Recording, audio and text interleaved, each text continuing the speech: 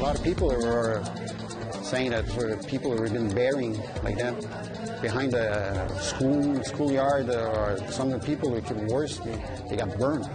Tonight, questions arise about the number of dead at residential schools in Quebec. These women should have been safe. These women should have been protected. More calls for the resignation of Winnipeg Police Chief Danny Smythe. It means a yes-and approach. It means victims from the Canadian Human Rights Tribunal will see their compensation paid. And the Assembly of First Nations moves forward on compensation for children.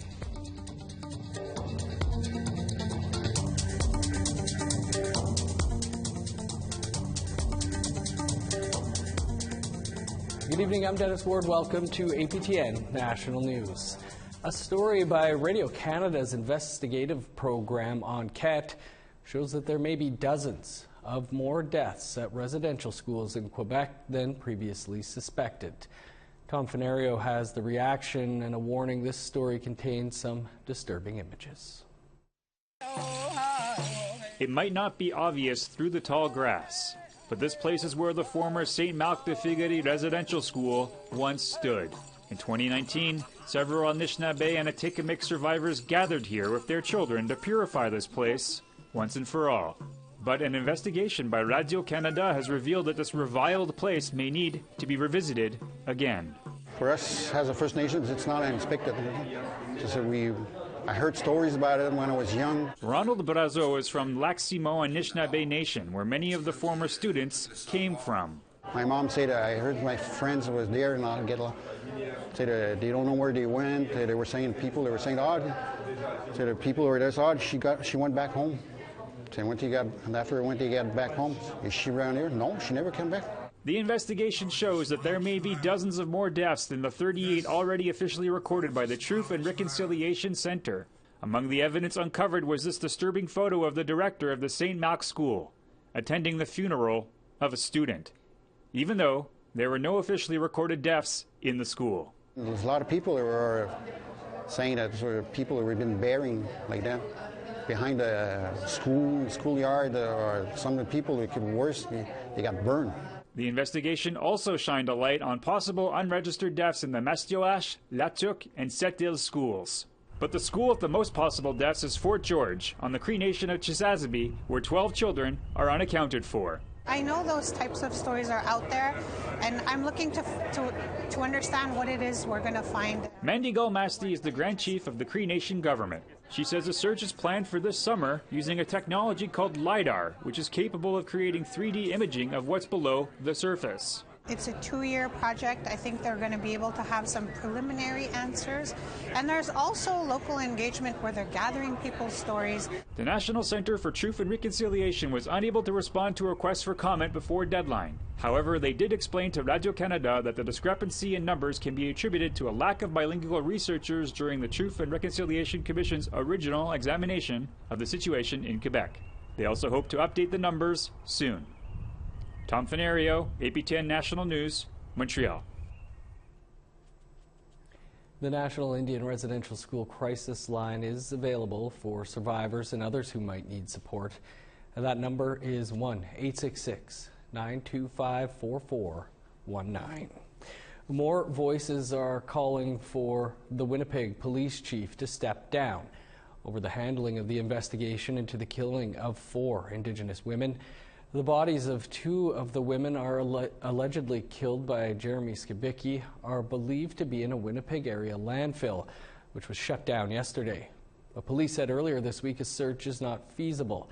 APTN's Leanne Sanders has the latest.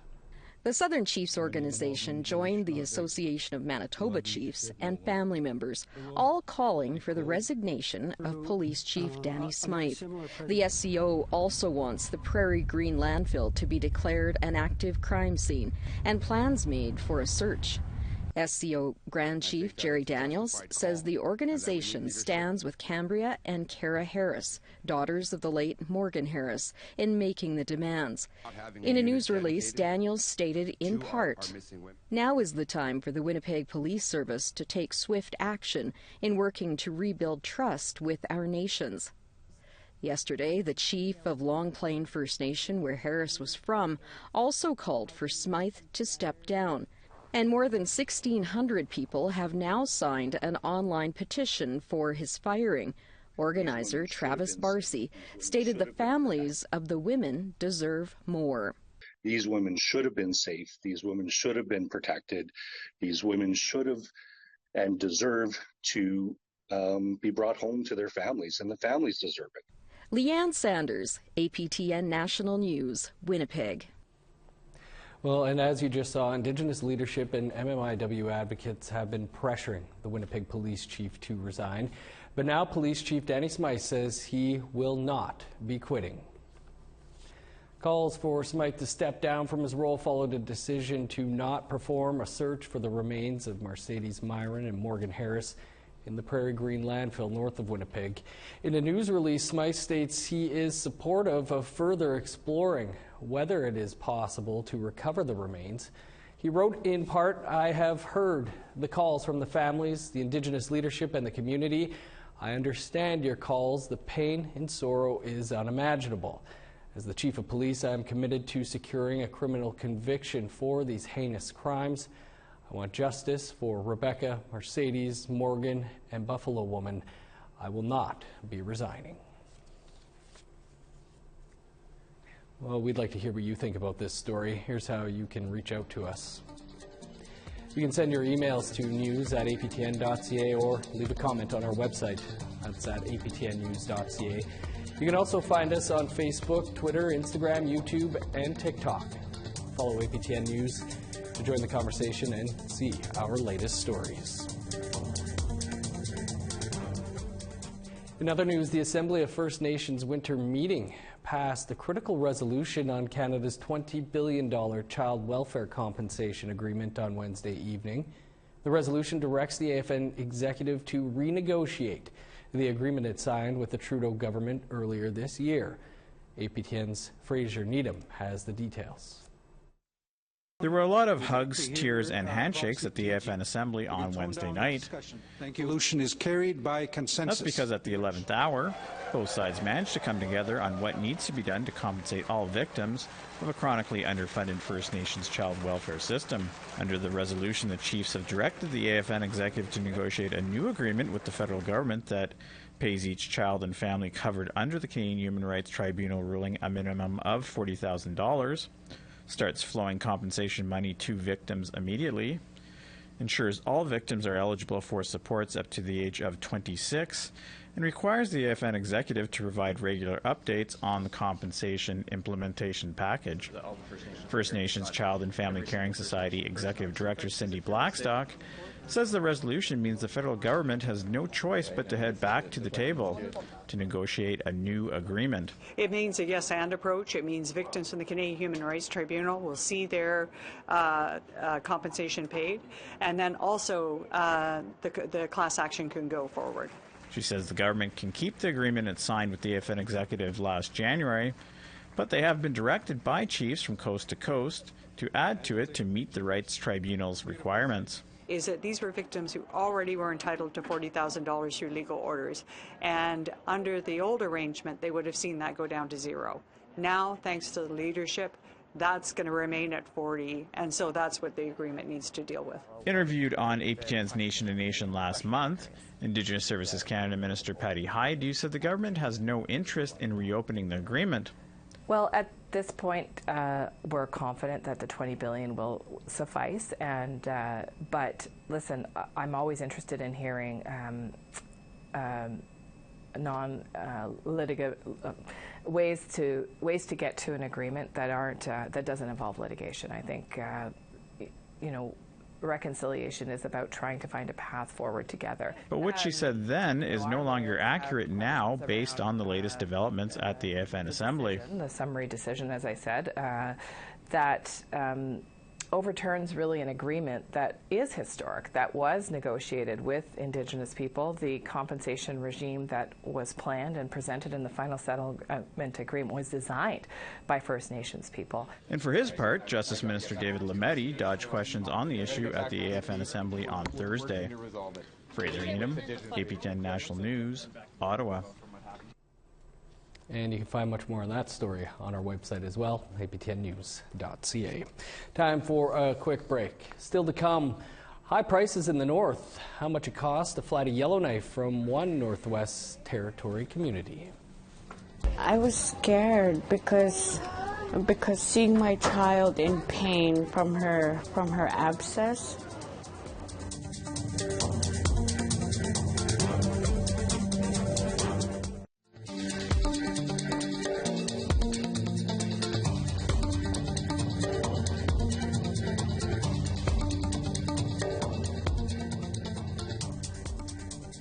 Welcome back. The Keepers of the Water are wrapping up a two-day conference in Edmonton today. The conference was held because of worries about how industry expansion can threaten fragile water systems. The conference features several keynote speakers on how to protect water from industry. Topics included UNDRIP, the Indian Act, and how the tailings ponds from the tar sands are threatening the ecosystem and impacting Indigenous health and rights. A report will be made available containing findings from the conference. Nothing's changed in all of these years that all of this information's been coming out, and we need to raise the alarm bell that the government is out there talking about biodiversity and committing money while at the same time saying we're expanding the tar sands.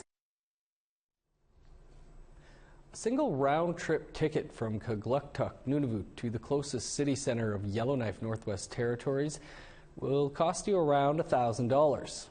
That's if you can afford it. Many make tough decisions on what they will go without, whether it's food or paying rent.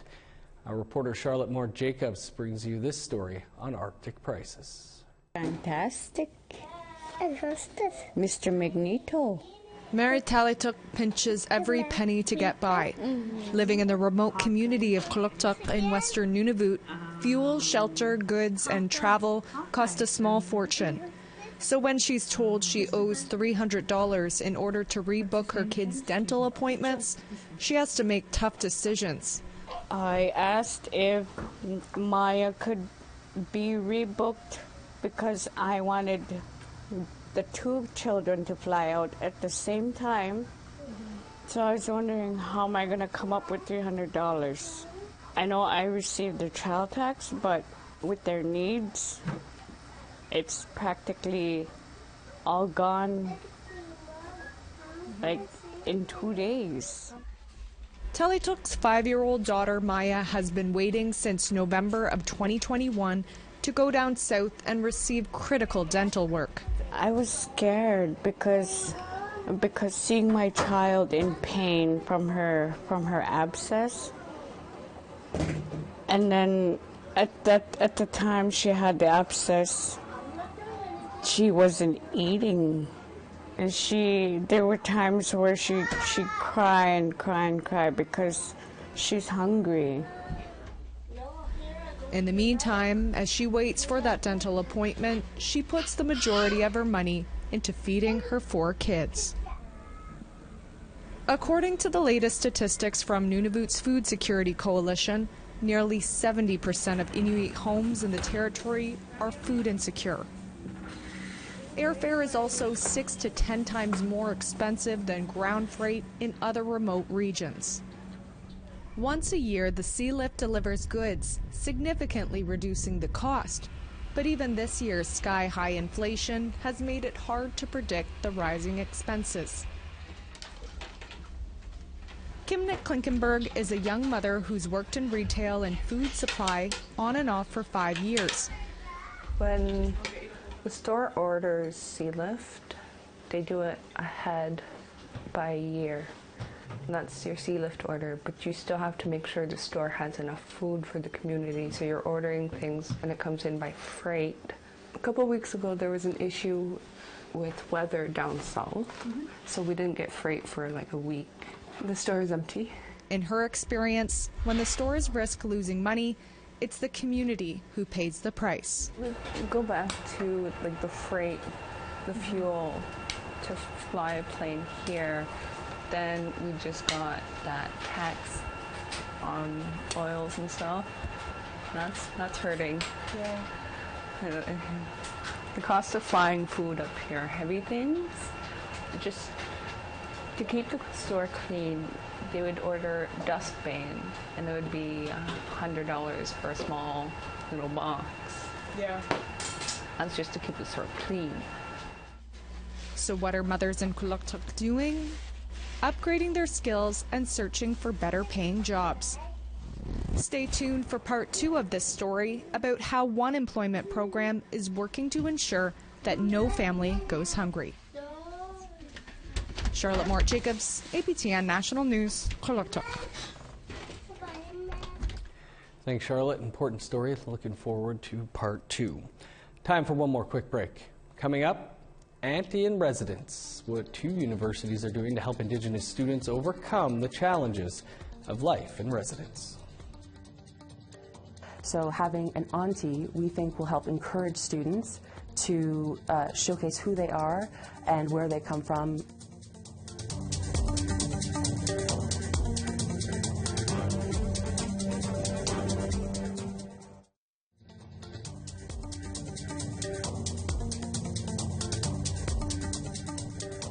Welcome back. Time now for our photo of the day. Paul Hollingsworth submitted this photo showing us where Lake Superior meets the Nor'Wester Mountains in northern Ontario. Looks stunning, Paul. Thanks for sharing with us. If you have a photo to share, you can email that photo to share@aptn.ca, and it might be our next photo of the day. Now let's take a look at your Saturday weather forecast. Starting on the east coast, -3 with flurries in Halifax, 2 below, and snow in Fredericton. -18 with the sun out in Kuujjuaq, +1 and flurries in Nain. Sunny and -5 in Montreal, sunny and 14 below in Chibougamau. -3 and cloudy for Sault Ste. Marie, sun's out and -5 in North Bay. 0 with snow in Thunder Bay, flurries and 2 below in Sioux Lookout. -11 in God's Lake in the Paw, 10 below for Norway House. -2 with snow in Winnipeg, -11 for Dauphin. 6 below and snow for Regina and North Battleford. -8 in Meadow Lake, 10 below with snow in La Ronge. Over in northern Alberta, -18 with snow in Fort Chip, 17 below in Fort McMurray. -7 in snow in Edmonton, +2 in Lethbridge. 6 above for Vancouver and Victoria. -6 and snow for Prince George and Smithers. 17 below with snow in Old Crow and Beaver Creek, -16 in Whitehorse. 18 below for Yellowknife, -26 in Norman Wells. Snow and 22 below for Sax Harbor, -21 in Pawlatuck. -13 for Chesterfield with snow, 30 below in Cambridge Bay. -21 in Resolute, 17 below with snow in Igloolik.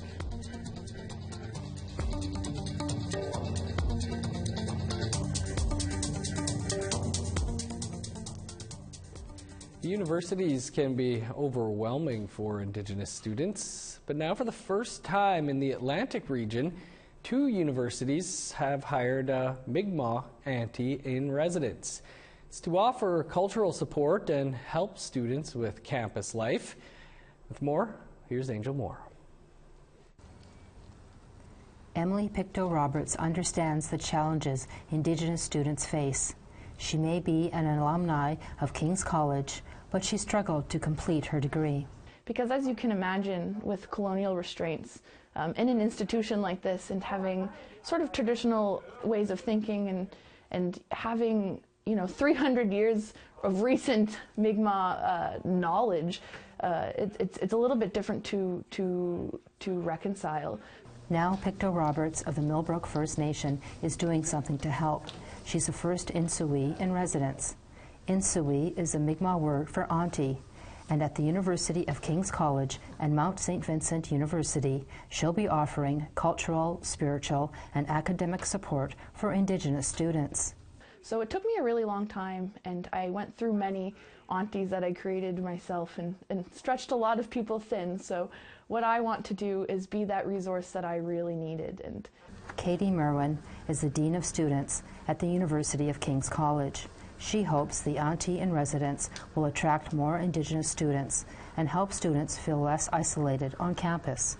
So I think many universities are primarily white institutions, and we want Indigenous students to feel like they can take up all the space they deserve in our campus, in our social life, in our academic life. So having an auntie, we think, will help encourage students to showcase who they are and where they come from. 28-year-old Pictou Roberts spends 1 day a week on each campus. She says there's about 30 Indigenous students at King's College and over 160 at Mount St. Vincent University. So far, the feedback from students is positive. It's been amazing. I have met so many students who just genuinely needed a shoulder to sort of lean on and needs some support in ways that they haven't been able to access so far, and just seeing the relief on their faces has been amazing. The Saskatchewan Institute of Technologies in Saskatoon also has an Auntie in Residence. Pictou Roberts hopes more universities will follow. Angel Moore, APTN National News, Jabuktuk, also known as Halifax. Great program. The Arctic Inspiration Prize awards $3 million annually to Northern projects and for Northerners. And this year's nominees are in. The project can be in education, sustainable housing, health, performing arts, traditional knowledge, language, or science. This year there are 8 finalists in 3 categories. Last year, the Iqaluit Music Society received a $1 million prize, and a Nunavik project for a healing center also took home the same amount. One of this year's nominees is hoping to build a database of Northern digital images made by Northern youth. And it's something I've noticed in my work, trying to find graphics that are specific to Nunavut and specific to Inuit is very difficult, and most times requires that, we have to go and get those custom made for us. So I guess just to wrap it all up would be, this project is meant to make that easier for people and allow you to have a voice in what they're trying to say and what type of advertisements they want. Good luck to all the finalists. Finally tonight, a BC woman recorded a priceless moment when a baby bobcat made a pit stop on her back porch. Oh my gosh. Look at what we've got. The curious kitten was paying a visit to her domestic cousin, the owner's house cat. Oh, super cute there. A rare sighting that's racked up millions of views online. No kidding. Well, that's all the time we have for your APTN National News for this Friday. It's been a busy week. For news anytime, you can visit our website, aptnnews.ca. I'm Dennis Ward. Thanks for being with us. Have a great weekend.